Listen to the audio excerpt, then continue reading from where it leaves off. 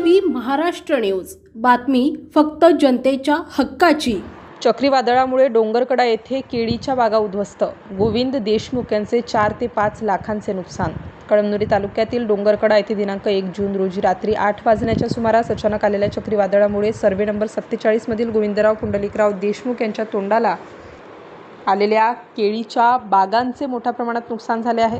यावर्षी अतिउष्णता असून सुद्धा उष्णतेच्या लाटांपासून शेतकऱ्यांनी रात्रंदिवस मेहनत करून केळीच्या बागांचे स्वसंरक्षण केले, पण अचानक आलेल्या चक्रीवादळामुळे अर्ध्या तासात होत्याचं नव्हतं झालं असून डोंगरकडा येथील गोविंद देशमुख यांनी यावर्षी 4500 केळीची लागवड केली होती। त्यात 1 जून रोजी झालेल्या चक्रीवादळामुळे 2000 केळीच्या बागांचे घड उपटून जमीन उद्ध्वस्त झाल्याने 4 ते 5 लाखांचे आर्थिक नुकसान झाले।